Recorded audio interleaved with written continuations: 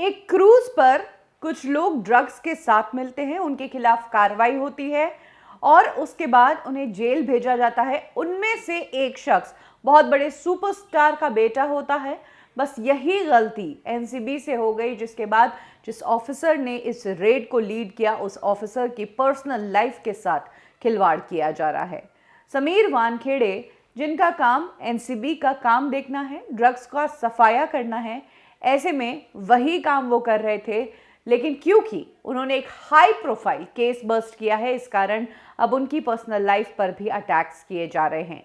समीर वानखेड़े को लेकर किस तरह के खुलासे किए कि वो एक मुसलमान है, फर्जीवाड़ा करके आईआरएस बने हैं, उन्होंने दो शादियां की हैं, इस तरह के खुलासे जिनका इस केस से कोई लेना देना नहीं है और इंसान की वो पर्सनल लाइफ है, उसके बावजूद इन सब चीज़ों पर पॉइंट आउट किया जा रहा है। यही कारण है कि इस ऑफिसर को जिसे और रेड्स करनी चाहिए, केस पर ध्यान देना चाहिए, केस को मजबूत करना है, क्योंकि 26 तारीख को सुनवाई है। इस ऑफिसर को अपनी पर्सनल लाइफ को लेकर सफाई पेश करनी पड़ रही है।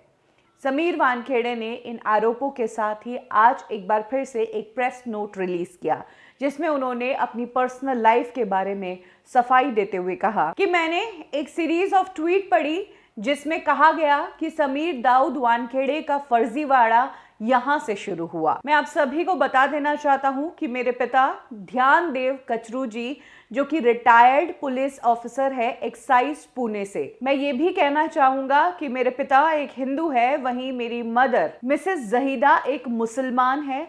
मैं एक complete multi religious secular family से आता हूँ। इंडियन ट्रेडिशंस को हमारी फैमिली फॉलो करती है और मुझे अपनी हेरिटेज पर गर्व है। इसके आगे वो कहते हैं कि 2007 में मैंने डॉक्टर शबाना कुरैशी के साथ शादी की थी, लेकिन 2016 में हम दोनों ने एक लीगल डिवोर्स लिया और 2017 में मैंने क्रांति दीनानाथ रेडकर से शादी की। मेरे पर्सनल डॉक्यूमेंट्स पब्लिक प्लेटफॉर्म्स पर डालना ना सिर्फ डिफेमेटरी है, बल्कि मेरी फैमिली की प्रिवेसी में भी ये खलल डाला गया है। पिछले कुछ दिनों से ऑनरेबल मिनिस्टर साहब जिस तरीके से सीरीज ऑफ ट्वीट्स मेरे और मेरी फैमिली को लेकर कर रहे हैं, उससे हम इमोशनली और मेंटली बड़े परेशान हैं। मुझे बहुत दर्द हुआ, बहुत दुख हुआ जो पर्सनल मेरे खिलाफ ये चीज़ें कही गई ऑनरेबल मिनिस्टर साहब के द्वारा। नवाब मलिक ने समीर वानखेड़े को लेकर ये बातें कही और इसको नवाब मलिक ने बहुत बड़ा एक्सपोजे बताया है।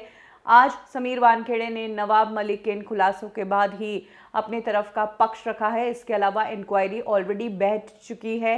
एनसीबी इंटरनल लेवल पर ही इस रेड की इंक्वायरी कर रही है कि आखिर कल जो एक विटनेस था जिसने एनसीबी की उस रेड में विटनेस के तौर पर साइन किए, उसने कहा कि जो मामला है पूरा फिरौती का है, तो इसको लेकर भी जांच शुरू हो चुकी है। इसके अलावा कहा जा रहा है कि आज शाम को समीर वानखेड़े दिल्ली जा सकते हैं एनसीबी की रिव्यू मीटिंग के लिए।